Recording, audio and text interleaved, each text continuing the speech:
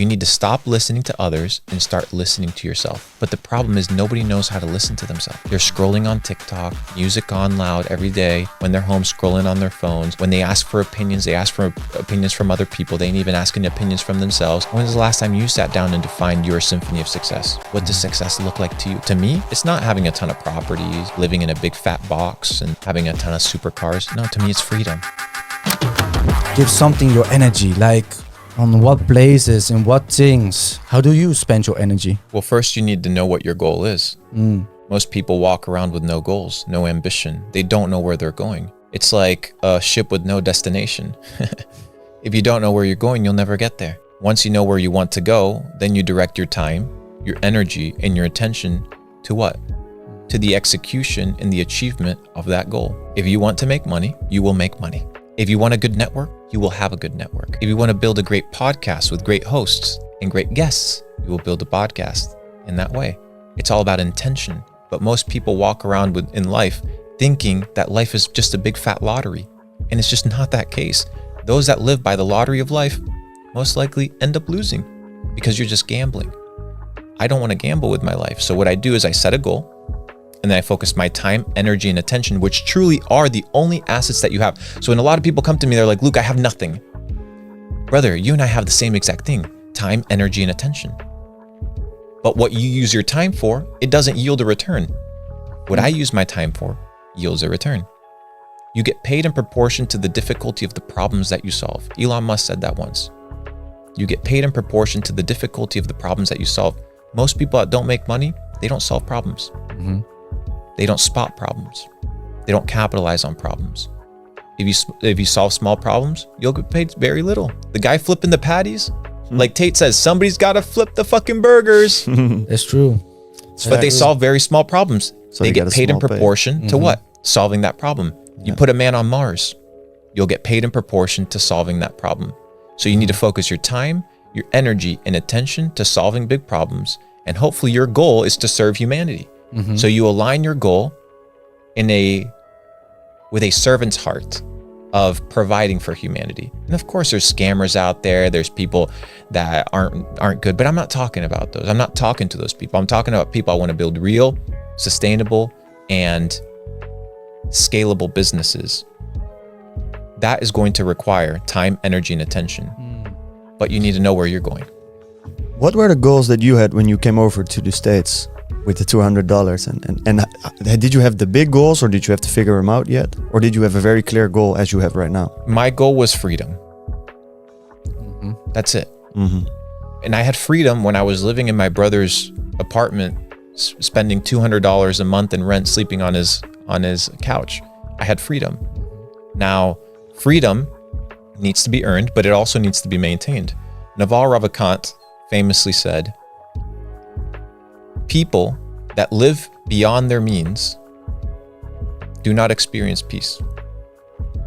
Then he says, people that live below their means will experience a level of peace that those above their means will never experience. So freedom can be experienced. You don't have to be making a ton of money.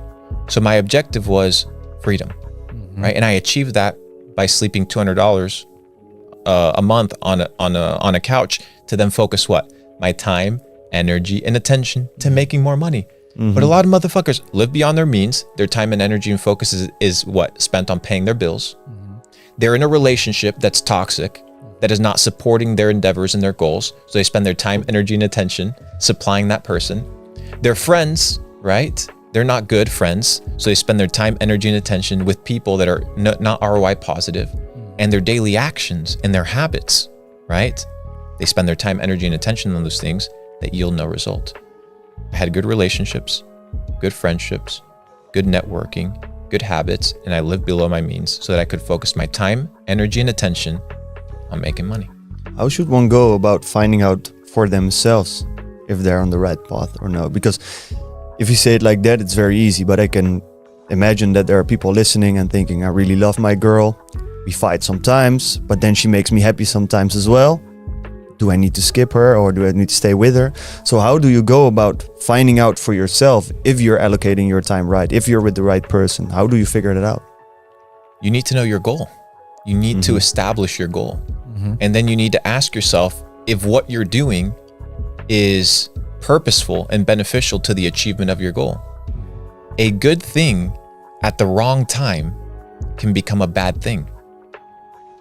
It's like giving a razor to a baby and expecting the baby not to cut himself. But when you give the razor to a man, the man knows how to use it. So the issue may not be the relationship, the issue may not be the girl, the issue may be your inability to establish goals, to establish boundaries, and therefore to be in an environment where you can still pursue your goals effectively. A good thing at the wrong time may be a bad thing. The relationship may not be a bad thing. It may just not be the right time. So how does one go about setting goals? Because sometimes you hear about these things like set a date, set a number, make it, conceive it, see it every day. How do you go about making goals that really give you a goal to work towards? I often talk about the symphony of success. What does success sound like to you? Not what success means to me, not what success means to your parents, to your friends, to the system. What does success sound like to you? What is your symphony of success? When you hear successful, living a successful life, what comes to mind? For a musician, it may be really good at playing an instrument. For me, it may be developing a phenomenal business. For an athlete, it may be developing a great athletic career. What is your symphony of success? It really depends on the individual. That's why there's no one spectrum of success. There isn't one number to achieve that defines success. That is my definition of success, but that is for me.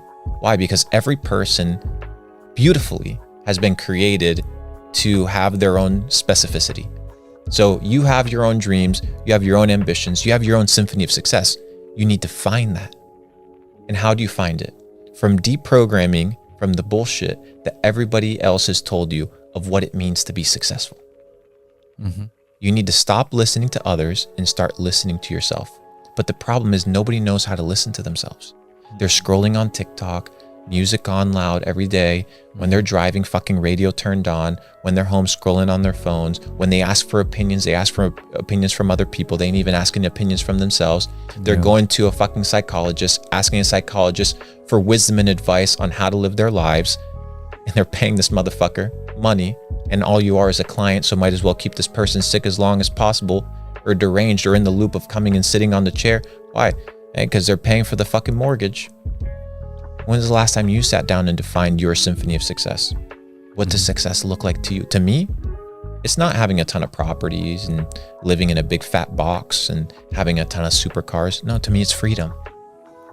And I found that early on. Now I just am able to experience a different level of freedom with more toys and more things, and I can bring people along that journey with me to enjoy it.